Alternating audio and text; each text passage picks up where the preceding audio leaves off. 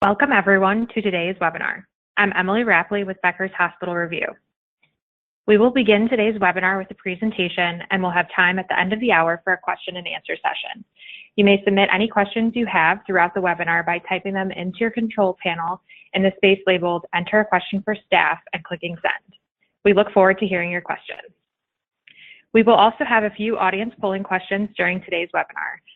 When we reach a poll slide, the poll question will pop up automatically on your screen. Our speakers will give a few seconds for you to select an answer from the options on your screen and click Submit. Thank you in advance for your participation. This session is being recorded and will be available after the event. In about a week following the webinar, we will send all registrants a copy of the presentation to the email you used to register. It is now my pleasure to introduce today's presenter. John Harvey is Senior Director of Supply Chain Cloud Transformation at Oracle. John is supply chain leader with over 20 years of consulting, business development, and program management expertise within top-tier organizations, specializing in the delivery of business process transformation and technology solutions necessary to improve organizational performance within the healthcare provider market. At this time, I am pleased to turn the floor over to John to begin today's presentation. Great. Thank you, Emily. Good afternoon, everybody, or good morning, depending on where you are, or good evening. Today, we want to talk about disruptive technologies in healthcare supply chain. But as we go through today's slides, you'll see that it's not only going to be focused just on supply chain, because the supply chain is such an integrated part of any organization, that we'll be giving some examples around HCM or human capital, as well as financials.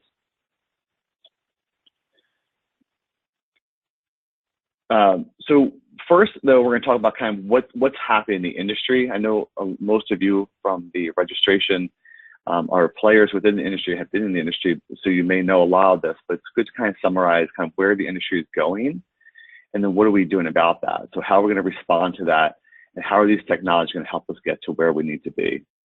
And then, as Emily mentioned, we'll have some time for questions afterwards. I don't think we'll go the full hour, so we can leave as much time as we want for questions. My name is John Harvey. I'm Senior Director of Supply Chain Transformation within Oracle.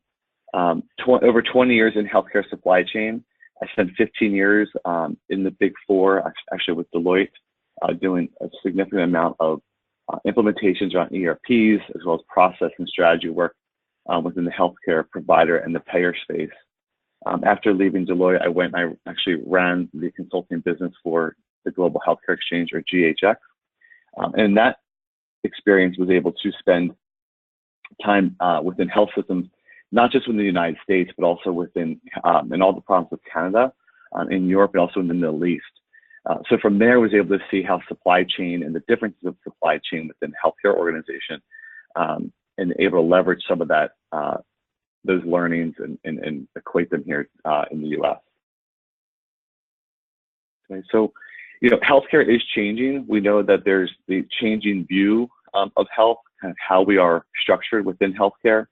You know, the move towards value-based care and all the information, data points are required around that. And then increased consumerism, right? So we know from, you know, those that are coming into the healthcare setting are asking questions. They're much more advocates for their health. They want to know what something may cost, what the implications are going to be, much more so than previous generations who kind of went along and just followed whatever the doctor's orders were. You can see that it's expected to double from the healthcare spend by 2040, from $9 trillion to $24 trillion. So it's basically the view, the value-based care and consumerism. So we still, you know that we're still very heavily focused on the medical and acute care setting, knowing though that that's really only a small percentage of where healthcare actually takes place. Right? The increased use of genomics, right, in clinical making, there's a lot more gene therapies going on. What is required around technology for that, right? Just the vast amounts of data and churn that is needed for those. You know, we've been focusing a lot in preventive care and community care efforts, but there really hasn't been great success. There are small pockets here and there of success, but we still really haven't figured that out. So where the technology will help us be more proactive around our preventive care. And again, our population continues to age, right? People are aging in place as well, so not moving into senior living organizations, not moving into nursing homes. So people are living longer, but also come with more chronic illnesses. And then around the value-based care, we know that necessarily higher spending does not necessarily equate to the better outcomes, right? We know that there's the industry consolidation, so providers continue to consolidate in order to try and scale in order to achieve savings, right? And as I mentioned earlier, around the consumerism, right? So the demand for more information, the lack of transparency, and what are we going to be doing in order to provide the information that consumers want in order to kind of participate within your healthcare organization. So because of that, there's just an overall view and the technologies that are required to support each of these three pillars. So in order to kind of improve care, but also reduce costs, right? Who else is coming into this market, right? What is really going to be innovative to really change the game? And I think around the consumers, and what was one shocking point to me, or surprisingly, is that 52% of all patient transactions are already online, virtual, or via an app, right? So it tells you again that the people who are using our healthcare settings have a different opinion. The younger generation is looking to do more online, look up their lab results, make schedules all via technology versus calling in or depending on a schedule to do that work for us. So because of that, there are these technologies that we need to do in order to kind of drive this change. And those disruptive technologies, they're here, they exist today. Right? So an example I like to give is around, back in the day, you'd ask someone, what time is it, right? And you would automatically look around the room to look for a wall clock, right? Somewhere along the way, you started to look at the VCR that was always blinking 12 from the last time the power went out, or you may have looked at, the clock on your stove, right? But today, you look at your cell phone, or you ask Siri what time it is, okay? We have digital assistants already for all sorts of information, right? So the example here is the Google Dot and the Echo, right? But who even thought that a couple of years ago that your Alexa or your Siri could drive your Nest, right? So we had Nest and we had Alexa, but now you can actually ask Alexa to adjust the temperature in your room. So again, the way that we are even working at home is starting to adjust and move very rapidly, leveraging technology. Another example I like to use is putting all the piece of technology together, right? Cruise control has been around for a very long time, right? I think as long as I can remember, there's always cruise control in the car, right? Then we came up with lane detection, right? So the ability to stay within the lane, you might vibrate the seat a little bit, you might move the wheel to kind of keep you in your lane, right? And then we moved into adaptive cruise control. So not only would you be able to set your cruise control, but if you came up too close, depending on the settings you had, it would slow the car down, then speed the car back up, right? So all individual pieces of technology, but when you put them all together and put that along with GPS, what do we have today? We have autonomous cars, right? So, we hear a lot about Tesla, but there's manufacturers in overseas, NIO being one that comes to mind, that's really far along in autonomous driving.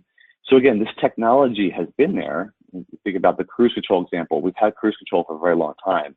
But once you start to marry them up with other technologies and put it all together, we can make a huge difference in the way that we do things as simply as driving. Okay? So where do we begin? Okay. So I want to start with one poll question. The question is your organization investing in cloud technology today? So you want to go ahead and click on the poll. You can answer a yes or no. Just give you guys a few minutes to do that. And the reason I ask this question is because these technologies are more readily available within the cloud. So when the cloud technologies and cloud solutions have been written, they've been born within the cloud, and these disruptive technologies can come along with it. When you're talking about legacy technologies, on-prem technologies, the disruptive technologies aren't as readily available from a data modeling standpoint and a technology standpoint in order to pull all these things together and do the reporting that we need. So again, I just wanted to ask, is your organization investing in cloud technology today? So we'll see here in a minute. Emily will share the polling results and we'll see kind of where we stand.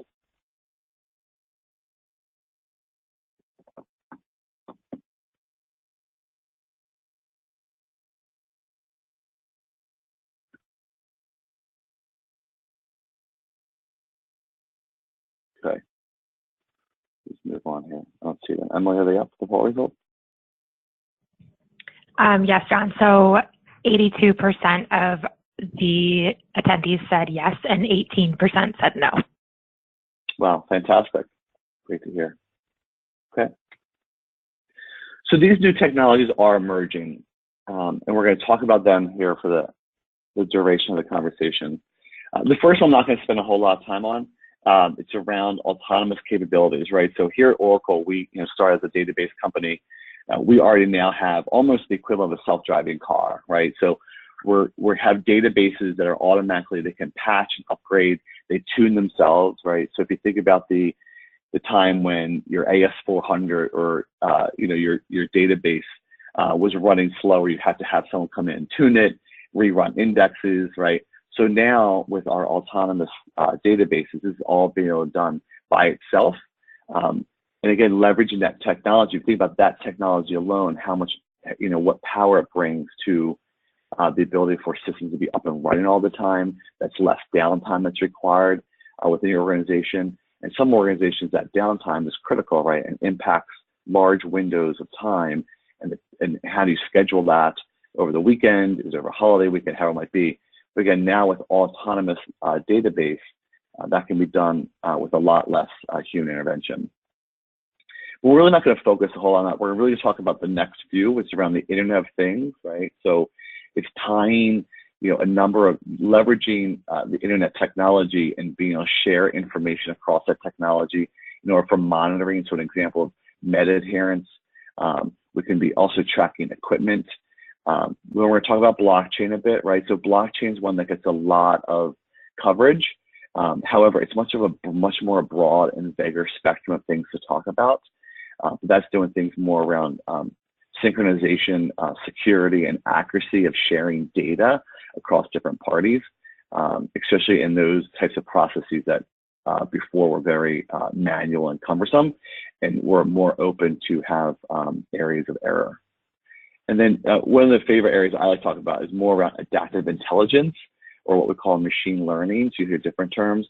We're also going to talk about chatbots. For a long time, we would break out, or I would often even break out chatbots or digital assistants there, but we're going to talk about that within the adaptive intelligence. And really, what does that entail? How can we leverage that within our organizations? Again, to really be getting to how we're working with the system and how we're using these technologies to change the way we do business within healthcare. Right. So the Internet of Things, right? So we have a number of buckets that we talk about here, from asset monitoring, production monitoring, not so much in our area of business within healthcare as the production monitoring, but you could be doing some kitting, or if you're a manufacturer of prosthetics or others, you are doing some production monitoring.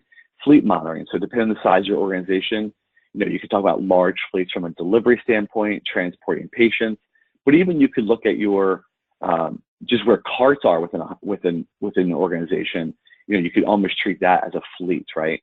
And the connected worker and self-service monitoring for connected maintenance, right? So a few examples going back to the asset monitoring, right? So you think about that MRI machine that brings in some substantial, revenue for any organization. And when those go down, right, there's a loss of revenue for every day or every hour the MRI is down. So doing things like having an asset tag or a tag on that machine that senses vibration, right? We can now be sending that information over and be monitored, and a signal can be alerted that, perhaps this machine is shaking and vibrating a little bit harder than it usually is. So let's go ahead and send demand signal over to our maintenance, right, at the other side for services, and that perhaps we need to get that looked at before it actually does go down, right? Or you think about the rental beds, right? So for a very specific patient needs, you bring a specific bed, you pay a daily rental fee on that. Well, that patient gets discharged out of the hospital, and that bed gets rolled into a closet somewhere, into another room, and no one knows where it is, and no one's really tracking it, right? So with asset monitoring, you'd be able to put a tag on that bed. You can log when it needs to be returned. You can log what patient is actually using it. So that would even have implications on your patient chargeables and how you're capturing that revenue. But more importantly then is when that bed is no longer in use, an automatic alert that will go out to say this bed needs to now be returned. Same thing with pumps, right? there's a percentage that caregivers spend about 20 minutes per shift looking for equipment, right? So if you're able to have all that equipment tagged, you can more readily find those things and know where they are, therefore giving your caregivers more time with the patients than trying to track down where a particular pump might be. The connected worker, again, is another interesting one. Every year we know we get the new residents in. They don't necessarily know where the lab is. They don't know where the supply room is. They may not even know where HR is to go fill out the forms they're required to fill out, right? So we've talked about and looked at like a Pokemon Go type application that anyone can load on their device, and depending on where they need to go, we kind of direct them through the facility. The same type of tool could also be given to a patient's family. So they could, when they come in, check in, it could route them much easier to where the patient's room may be if someone's coming to visit them. If they want to go down to the cafeteria and get something to eat, the same type of thing. So it's not just the connected worker within your organization, but it could also be any person associated with your facility. Also there too, when you think about from a supply chain perspective, not so much the big brother aspect of this, but someone calls down and asks that they need to return something to inventory. The head of materials could look on and say, okay, who's closest to that department to go pick up the supplies, right, to facilitate a return, right? So there's lots of things that you can be using within the connected worker. And this is where when we talk about these disruptive technologies, that we haven't even begun to scratch the surface on identifying our use cases for these. And I'll talk a little bit later on how we are at Oracle starting to find those use cases. But more importantly, the fact that once we start to uncover and apply these technologies, the use cases will be endless, and it'll be much more exciting and much more streamlined.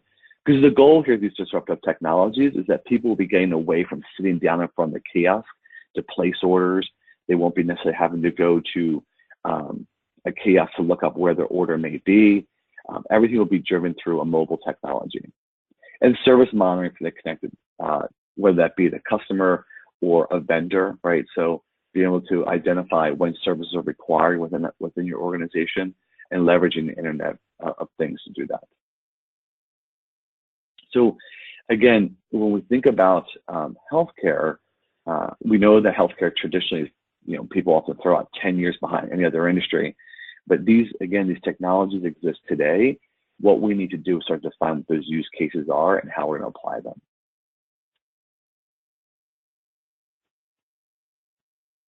Okay. So again, as I mentioned earlier, blockchain, blockchain has been, everything's about Bitcoin currency. That kind of goes to number one, the tracking things of value. But there are kind of four other patterns that we look at around blockchain and how it can be used.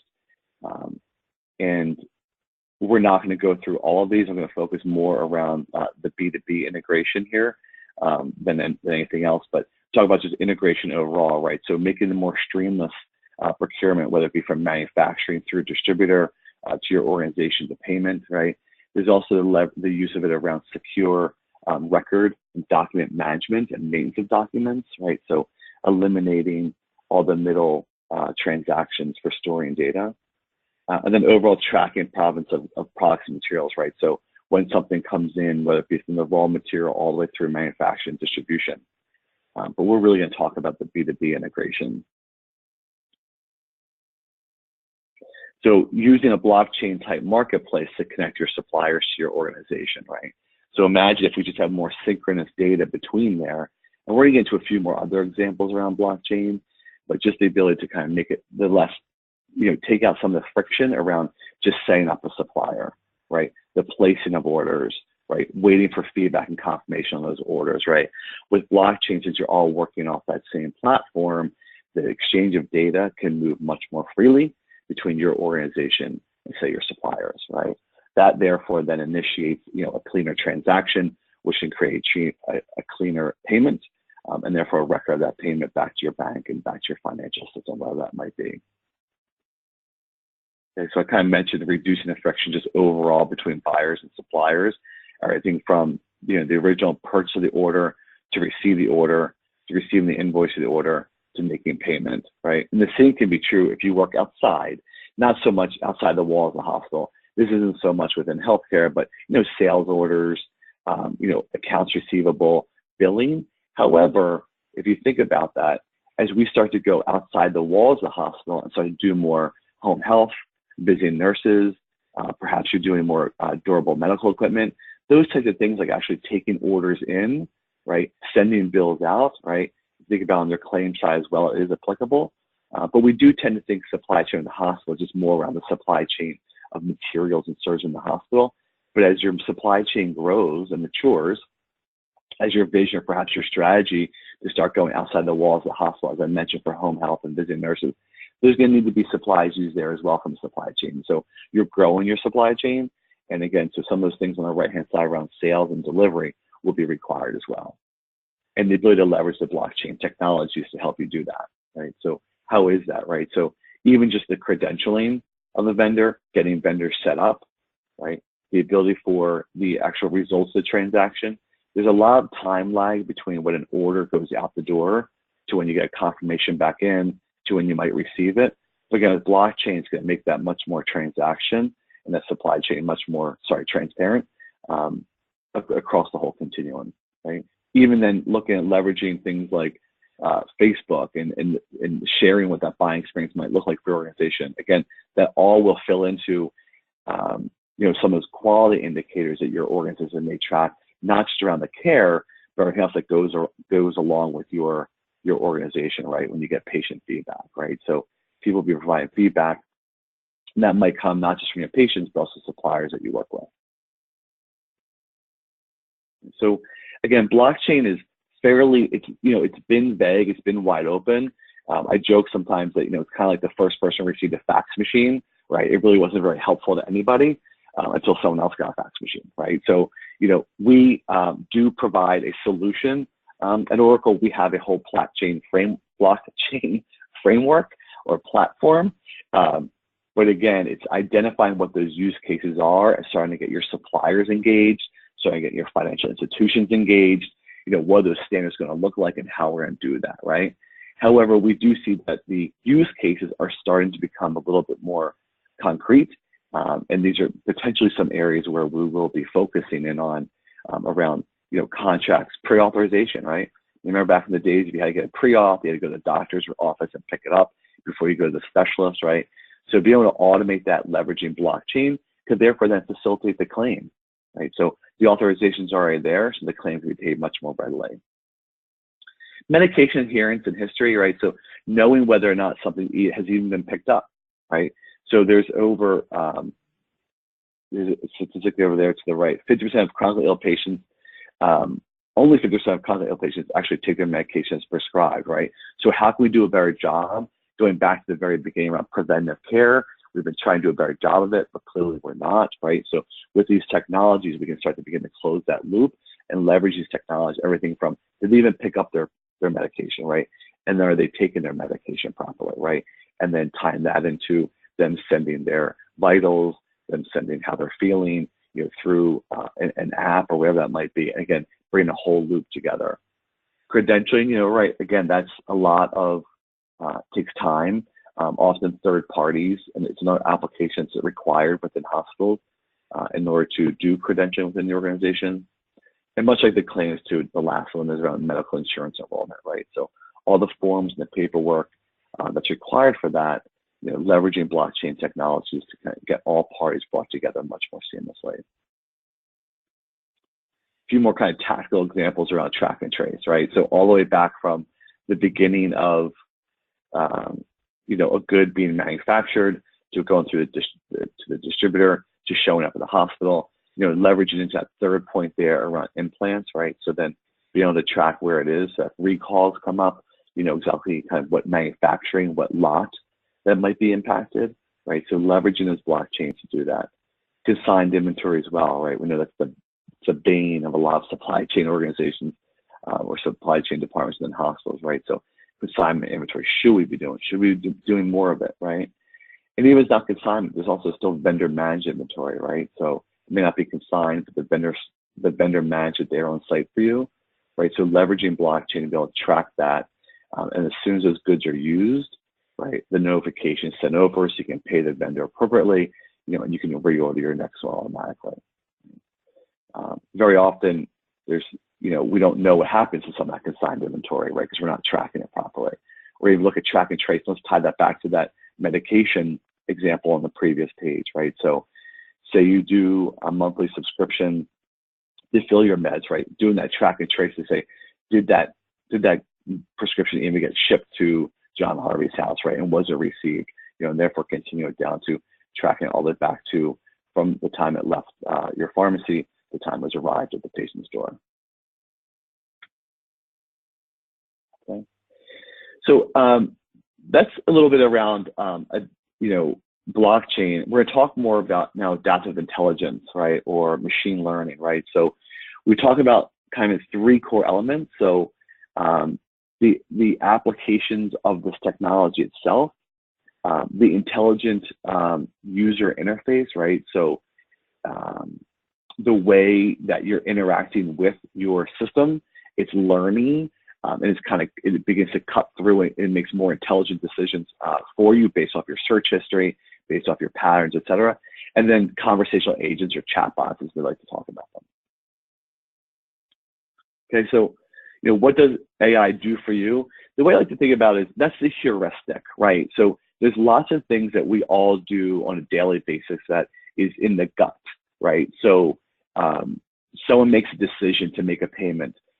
There's you may do an auction or you put something out for bid. You may have all this criteria, but at the end of the day, someone makes a decision based on just the vendor the partnership of the vendor. There's some other heuristic things that tie into making decisions. So very often those types of recommendations that you make on your day-to-day, the machine can begin to learn that behavior and present that information to you, right? It also can look across vast amounts of data, right, and identify anomalies, but it can also then identify patterns, and then based off of those patterns, what decisions have been made, right? So what AI helps do for you is it takes care of the mundane and keeps things moving along. It also presents you with information for better decision making, but it also brings consistency to how things are being done. Okay. So with machine learning, we're talking about things around the virtual assistants to increase patient care time, right? So the example, that I like to give is much like now you talk to Alexa at home, you can do your whole shopping at home, right? Think about the hospital today. Someone's going up to a location, up on the floor. They might do a par count. They place an order, or you may even have a caregiver, like many organizations do, or it's the charge nurse or a unit clerk on the floor has to go into a storage location, fill out a form, identify what's needed, go back and sit in front of a computer and fill out an order that either goes to the storeroom or goes out for stock, right, for replenishment from it. Now, using handheld technologies and leveraging the virtual assistant, you can place those orders automatically for you. You can check on the status of the order and where your order might be, right? AI is also identifying and recognizing patterns from a clinical standpoint, right? So it will look to say, like, hey, who may be up for, it may be sepsis protocols based on these conditions, based on these fevers, based off these, diagnoses, these things may be happening. And again, recognizing patterns and presenting the information back to the applicable end user. So as I mentioned earlier, the data scientists can apply these algorithms, right? But again, we need to define as an industry what those use cases may be, because there's lots of opportunities out there. So from a supply chain, I think more for us on the phone, what are some of the things that we can talk about just tactically, right? So I look at supply chain around the optimized demand sensing, right? So we are now able to take a look at, what are, based on usage, based off seasonality, based on even perhaps where that facility might be right next to a high school. Therefore, there might be more sports industries, right? So it can start to predict what your demand should be, right? We do a very poor job of doing true demand management, supply planning within the United States, right? We are very reactionary, right? We wait for a min to be triggered or a par to be something to go below par, and we order, right? We don't necessarily do a lot of demand planning. So with adaptive intelligence or machine learning, the machine can look at those patterns much more faster. So maybe in a few years, you don't even need someone to go up there and count that par inventory. The machine's just going to do the order for you, right? That's a long way for us to give up that control, but that's where the technology is going, right? Dynamic pricing, right? So getting prices in and updating in your ERP much more efficiently. I think about the naturals on steroids, right? So, we know that based on our patterns that this vendor is okay. These are supplies that we generally order. So we're not going to go ahead, we're not going to get hung up on match exceptions. It costs us hundreds of dollars for someone to review. It costs us more money to cut the check. Let's just go ahead and cut that check and pay the vendor because it looks in line with everything else, right? We have examples around finance, around optimized supplier payment terms, right? So who should we be paying out? Where can we be achieving better discounts? Let's go ahead and make those payments, right? And also around human resources, right? So who are the best fit candidates? Who am I worried about based off how far he or she lives from the office and what level they're at? They haven't gotten a raise or promotion in 3 years. Let's go ahead and trigger that, right? So these are some technology. That's actually technology that exists today within our own HR solution. I know from an Oracle perspective, I can go ahead right now on a chatbot on my mobile device. I could place an order for a replacement laptop right on my phone, right? I could submit for PTO, right? I can check on my schedule. So again, these technologies exist today. We, again, from a healthcare provider standpoint, need to figure out how we're going to adapt, how we're going to use these. This is a quick case study around the National Health Service, right? So they were able to identify significant amount of savings by using machine learning and run these algorithms against huge amounts of data points, right, across prescriptions, scheduling, and we're able to very quickly, in a very short amount of time, recognize a significant amount of savings. Okay. This is just really quick. I'll go through around the intelligent UX I mentioned earlier. So, all of us are used to sitting down from our laptop. We go into a menu, we drop things down, we go to the next slide, right? Well, now our user interfaces are getting so much more friendlier that it knows that John Harvey always goes in and does these. He clicks here and then goes here. Well, it's not even giving me all those menu options. I can always go back to those menu options if I want them. But why does this person always have to go do the same thing every day to get to where they need to go? Let's just go ahead and present that information to them, right? It's also doing what we call nudges and smart actions, right? So you can get the reminder to do your time card or to enroll, right? But now the machine is going to present that to you much more graphically and put it in your face. There's things that we do around expenses and invoice reconciliation. And again, this gives a lot of organizations like angst that you're going to relinquish some of this control. It's not so much relinquishing the control, it's putting the controls where they need to be, right? So for example, I travel about 3 to 4 weeks out of every month, right? So does it make sense for my supervisor to report off and review every one of my travel, every one of my flights when it's in line with something, right? I booked it through the portal. I used the corporate contract. I got the hotel through there. So let's just go ahead and make his job easier from expense submission standpoint and approval standpoint, and go ahead and automatically approve those things. The same thing can be done around, as I mentioned earlier, around the invoice reconciliation, right? So we know it's a good vendor. We know these are standard supplies we always use. So why do we have a match exception? Why are we even bothering? Let's go ahead and get this out. You can report on it and do an audit on it, right? And you can control it, but let's not even get hung up on that. So again, the disruptive technologies are around getting rid of the mundane so you can focus on the much larger things. And tied that too is I'll talk a little bit later around location-based control, right? So the system will know that based on my GPS on my phone, I may or may not be able to do something. So think of a visiting nurse tracking or entering hours, right? They may not be able to do it until they arrive at the patient's home, right? So they can't, therefore at that point, they are on the clock, they can start their time, and the minute they leave the house and get in their car, they're off clock, whatever that might be, right? So the ability to do some of that around location-based controls is available today, and it's really exciting stuff. So we talked about the conversational agents. These are the chatbots, right? You see this today if you might call Progressive or some of your insurance companies, right? So what are these chatbots and what are they doing? So we can leverage them now to find out where my order is. As I mentioned, I can place an order for a laptop on my phone now. I don't need to go sit down in front of my computer, log on to Oracle's VPN, go to my employee self-service. I can do it all via my phone, right? So I would like to be able to check the status of that order. So you think about the power that's associated with that, right? I can find out what my PTO balance is. I could ask what my salary is, right? So it's getting folks away from the computer Because again, at home, people are using Alexa, they're using Nest, right? They're not sitting down doing things they're used to. They want that same flexibility and technology when they move into the workplace. And these disruptive technologies are going to allow them to do that. And then also lends then to some other, just talk about some other roadmap items that we have coming up are around just overall performance management. So think about for those in the phone who are in finance, right? The reporting capabilities, right? You could have structured reporting packages and ask, what's my current balance on leases for the month, right? Because that information is within the application somewhere, that can just be reported back out to you, just like Siri can report out something to you or a bank statement to you, right? Again, no need to sit down in front of a computer. You could ask to run a report and have it sent to your direct reports, right? So the technology is there. And we talk about disruptive is because, again, we need to really think about how we're going to change the way we work today versus the way we currently are doing things, right? So really, when we think about going to the cloud and using disruptive technologies, it's more about business transformation than it is about technology. Because the technology exists, we really need to transform how we do work today.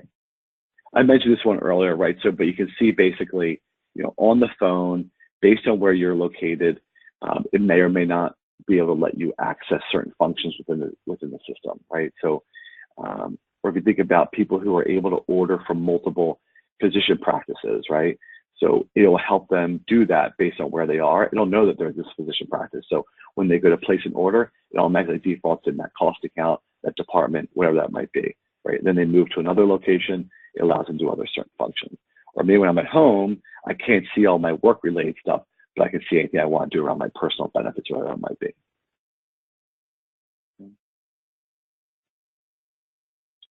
I'm not going to spend a lot of time. You'll see this when we send the deck out, but this was, again, the use of disruptive technologies and the importance of getting stroke victims the proper protocols sooner rather than later. They talk about from door to needle time. So we are leveraging some of these technologies now for places that are out in remote places, may not be close to a hospital, that they can hook up these devices, leveraging the Internet of Things, leveraging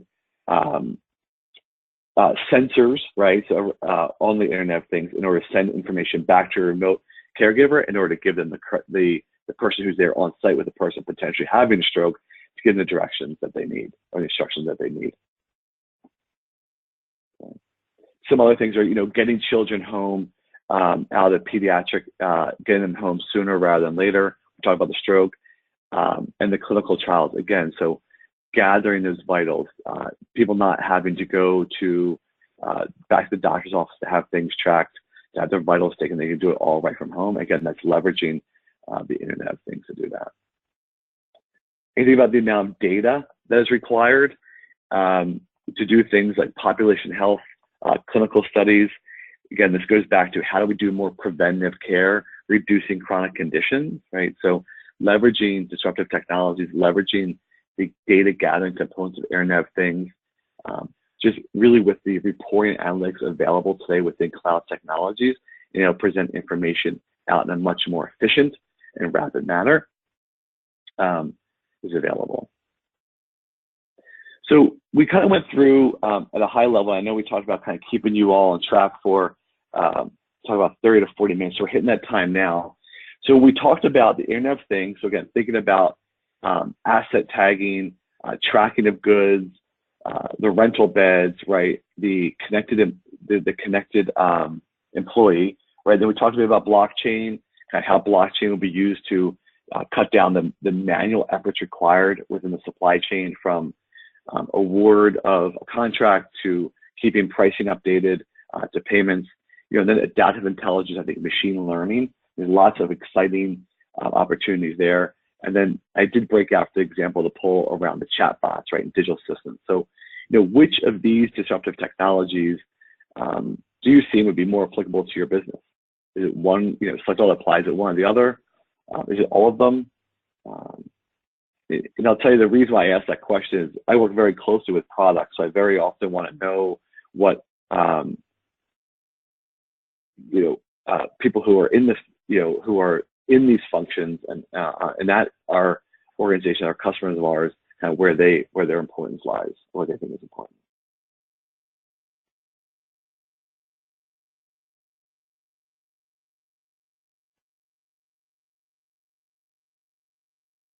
So I did mention earlier, going to the cloud and disruptive technologies is definitely more around business transformation than it is around the technology.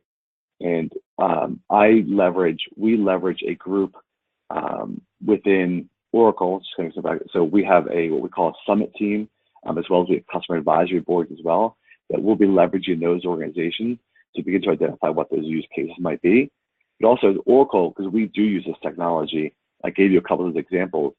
As we start to roll out those technologies, they become inherent in the tools itself that we then sell to our customers with the applications, right? So we start using our advisory boards to say, okay, we know it's almost limitless, and we've started to barely scratch the surface on chatbots within the supply chain, right? But where would you like to see first? And some of that feedback we've gotten is, I want to be able to place an order for something on the floor.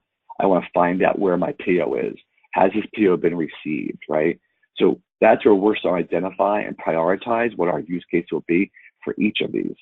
And as I said, once folks start getting used to it and leveraging it and realize that they don't have to go back to a machine to do it or run a report to do it, that the data is all right there via chatbot, we'll be uncovering and developing a lot more technology or a lot more uses. Emily, do you want to go ahead and share the poll results? I'm really curious. Sure thing. Or is it all the above? So looks like all of the above. Most of our audience members, 47%, said all of the above. But beyond that, the most popular was adaptive intelligence and machine learning. So 42% of audience members think that seems applicable to their business. And then we had 32% with blockchain, 27% said Internet of Things, and 19% said chatbots or digital assistants. Okay, that's great. Okay, good next. So that was really, again, what we want to do today was kind of talk about the disruptive technologies, what they are, and what the example use cases are of these technologies. At this time, I would definitely take any questions anyone might have. You can put them in the chat, because we definitely have time for that right now. Perfect. I will warn you, I'm not the deepest of a technologist, right? So if it's very, very techy question, I may not be the best person to answer it. All right, thank you, John. That was an excellent presentation, and we can now jump right into the questions. As John mentioned, just a quick reminder to our audience, if you do have any questions, go over to your control panel. There's a space that says enter a question for staff, and you can just type that in and click send. And we'll try to get through as many questions as we have time for, but nothing too techy. Excellent. So we do actually have a bunch of questions that have already come in, and we will go ahead and get started. So our first audience member would like to know, in the current healthcare infrastructures, most of which are outdated, are they ready for this from a technology perspective? It's a great question.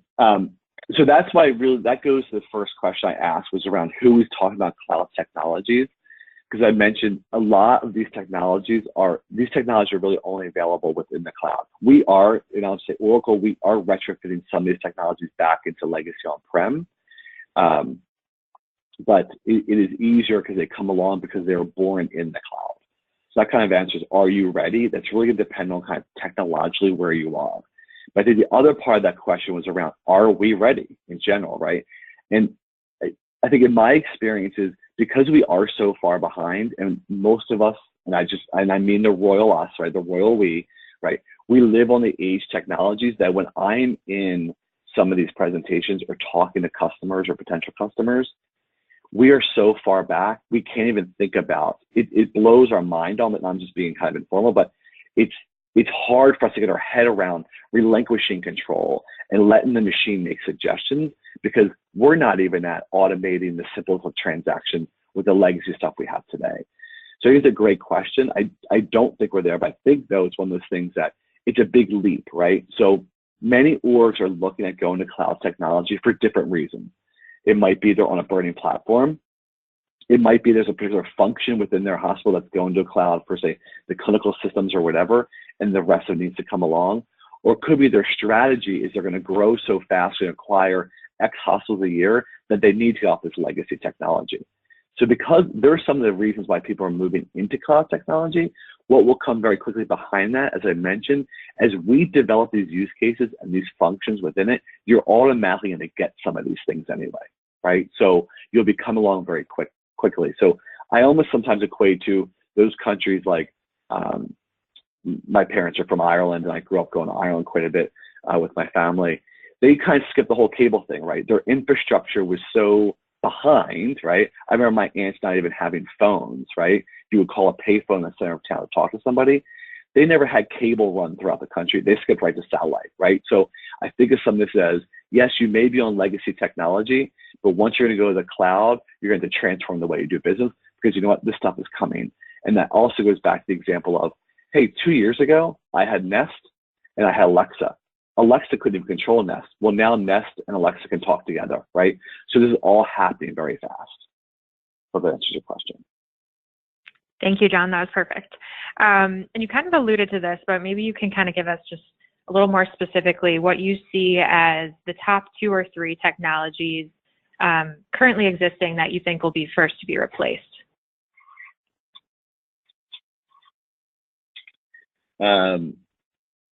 Well, again, I think it's leveraging these technologies in order to streamline just the way we do work. So I don't really understand the question entirely, but replacing technology will be just replacing the legacy on-prem, right?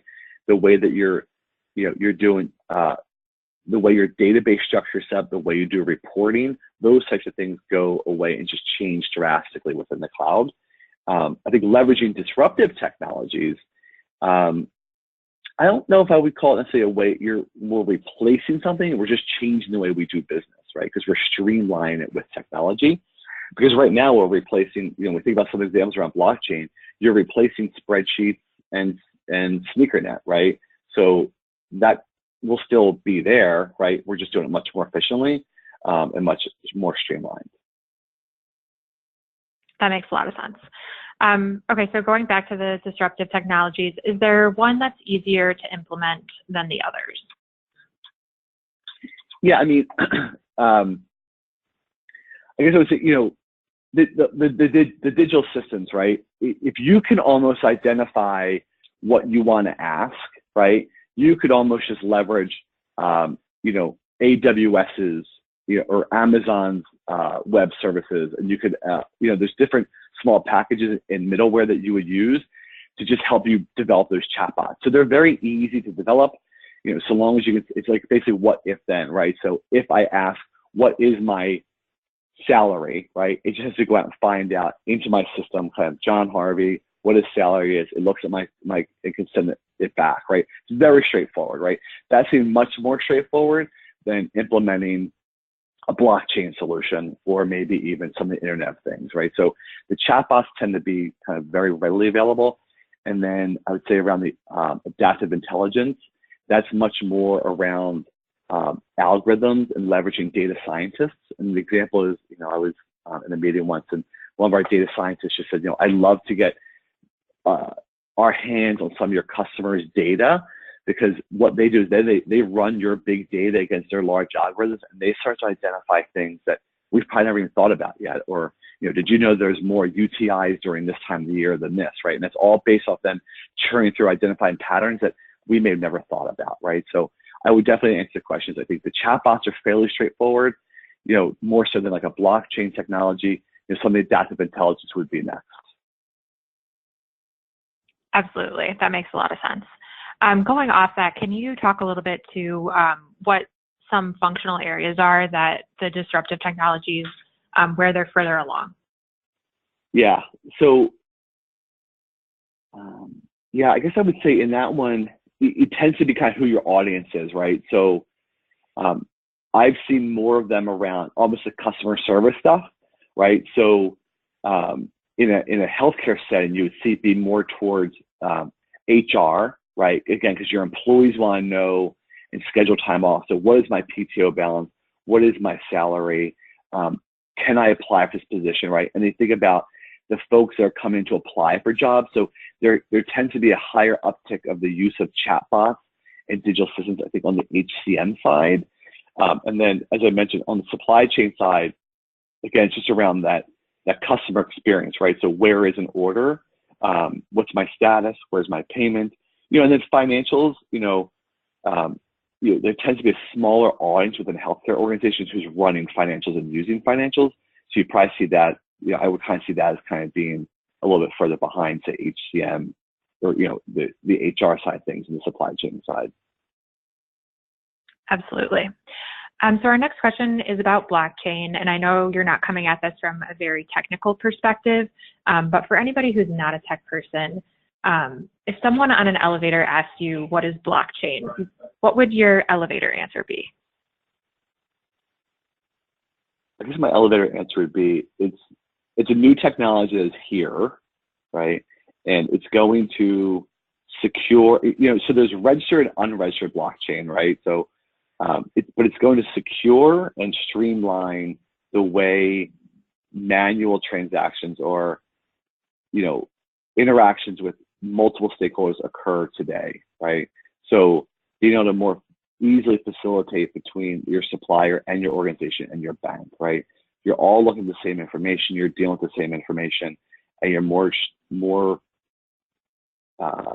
you're streamlining the process more efficiently. And as we mentioned there earlier, taking the friction out of it. Great, excellent. And then can you talk a little bit about where HIPAA would intersect with blockchain? Yeah, I think it's all the things around HIPAA, right? So what data is being transacted? Is there personal health information in those transactions? If you're going to transact in any way, say around implants or whatever, do you have a partner agreement and a business agreement between that organization? So we would need to apply the same fundamentals of HIPAA against any other transaction or any other partner that you're leveraging. However, I think we may need to think about, and this is just me talking, we tend to throw HIPAA for everything, right? Like, and once HIPAA is thrown out, everyone kind of just shuts down the room. Like, oh my God, we're violating HIPAA, or we could be, right? So, with blockchain, because of the security around it, and because of, where the transactions are within the state, you still need to have those business agreements and those user agreements. But we may need to look at, yes, the concept of HIPAA and keeping things private and secure need to certainly maintain that, right? But is the way we do it going to be different just because of what blockchain inherently is, right? Because it is secure, right? And it is about, encryption, right? So there might be, I think it's a great question. I guess my answer would be, yes, I think we still need to be uber at HIPAA, but I think we might need to ask the question is the HIPAA kind of, the way we evaluate HIPAA or think about HIPAA, is it different because of blockchain? And that's a great question. Absolutely. I think that's so interesting. So we have about 5 minutes left and a couple more questions from the audience. I have one more about blockchain, and then we'll jump over and talk about virtual assistants and cloud. So we have an audience member who asks about the Trusted IoT Alliance, and they would like to hear from you about the Trusted IoT Alliance and how you see their vision of developing worldwide standards for blockchain impacting the technology evolution 1 year, 3 years, or 5 years from now. Yeah. I think that when I think about that, it's just like when we had EDI standards and when we had, unspec standards, right? We need to make sure we have the right people in line and that we're consistent on how we do that, even if it's across, as you talk about, global, right? Because we even tend to already have, we talk about global standards, but then we're like, well, Europe might be a little bit different and the US a little bit different. So I guess if you're just asking my opinion, I think it needs to get done because it will make adoption that much faster and easier. We should get the right resources and be very proactive on kind of how we're designing for the future, right? And what the standards are going to look like, and really try and drive compliances versus working on exceptions or worrying about. Perfect. Thank you. Perfect. One more quick question that just came in about blockchain. Could you briefly touch on the difference between registered and unregistered blockchain? Yeah, I mean, I think about when you look at, I guess the simplest way to say is, unregistered was the whole Bitcoin thing, right? And there was, as I understand, I'm not the strongest around blockchain and the strongest around the technology of it. But then the register would be much more when you have, I think, tighter audiences like we would have in our examples of our supplier to our buyers. It's not broad open. It's not wide open. It's within a small group of stakeholders. Perfect. Thank you for clarifying that. So we have time for just a couple more questions. This question is about the cloud. So we have an audience member who asks, how will you assure customers that this cloud application is quote unquote hack proof? So with sensitive patient data possibly in all these applications, a lot of hospitals are concerned with security breaches. Yeah. So I guess I'm going to answer that in the way any organization would, right? And then I can answer the way Oracle would, right? Because it's not just about Oracle, but it's through rigorous testing. It's making sure that you can't get down and drill in there, right? It's having the right partners, right? From an Oracle perspective, Oracle began back in the day of, basically writing databases for the CIA, right? So we own the whole stack, right? So we own it from the security layer, to the application layer, the information layer, right? So we are constantly, fine-tune ourselves and checking on ourselves, against those threats. It's just part of what we do at Oracle is making sure, we don't share instances. There's no way that our customers' data doesn't get shared or isn't in the same tenant as anyone else's. So that's how we keep it separated. That's not necessarily how everyone else does. So I can only speak on behalf of Oracle that, we were born around secure databases, how Oracle started. So security has always been, a primary target for us. It's continual use and working with, the hackers out there and working with industries to make sure that these things are not able to get hacked into. Excellent. Thank you. That's helpful to understand. Okay, so our next question is about virtual assistants. So what an audience member would like to know, what are the limitations for current virtual assistants, like the Amazon Alexas of healthcare? I'm not really sure if they're all, I guess not talking to the person who asked that question, but so long as it can find that information, it can get it back to you, right? So I'm going to give you an example of my chatbots at work, right? So we have our own HR tools in Oracle. It's called ARIA, right? It's just our name, right? Anyone can call it anything you want, but I can ask a chatbot on my phone to give me John Harvey's contact information. I could ask it to give me Emily's, who's Emily's admin, right? So long as the data is searchable, it can bring it back to you. So when you talk about what the limitations are, there really aren't any limitations so long as you define for it what it's looking for, right? So, and then it also starts to begin, it picks up on accents. It can learn, Emily versus, Amelia, right, or whatever. So it starts to learn kind of nicknames, shortcuts, etc. And again, as the adaptive intelligence gets stronger and stronger, I'll give you another example. My expenses, like it's Uber, when I would do my expenses, it would know that Uber was all automatically a taxi, but that wasn't necessarily that way for Lyft. So anytime I took a Lyft, I had to go in and categorize Lyft as a taxi. And I kept doing that week after week and eventually just learned that every time I did Lyft, there was a taxi and just saving that much more work, right? So again, these assistants are getting smarter and smarter. And that's what kind of blows my mind out is that it's incredible that they just keep learning, right? And again, I know I kept saying throughout the conversation, but we haven't even begun to define what these use cases are. So when you ask what are the limits of it, I'm not sure. Yeah, that's really so interesting. They'll find it. Like I could sit right down now on a train, say I'm getting on the plane. I wouldn't do this on plane, but if I was on a train, I can say, hey, who's on my calendar today? Oh, you're meeting with Emily. Who's Emily? I can say, who's Emily's boss, right? So I can keep having a conversation with my chatbot and never have to look at my phone even to see what's on my calendar.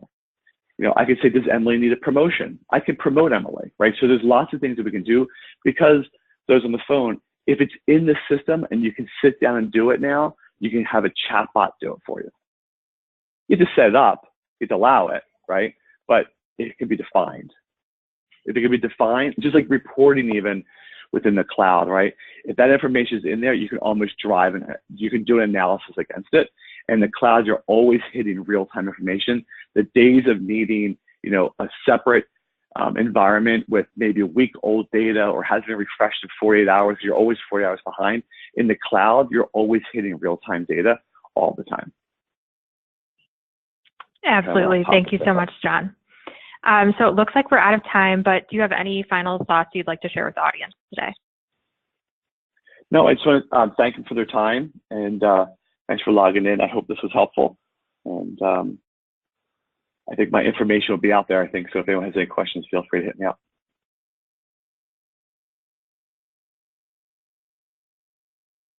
That's it.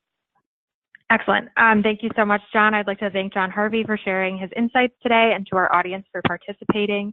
Please enjoy the rest of your day, and we look forward to having you join us for future webinars.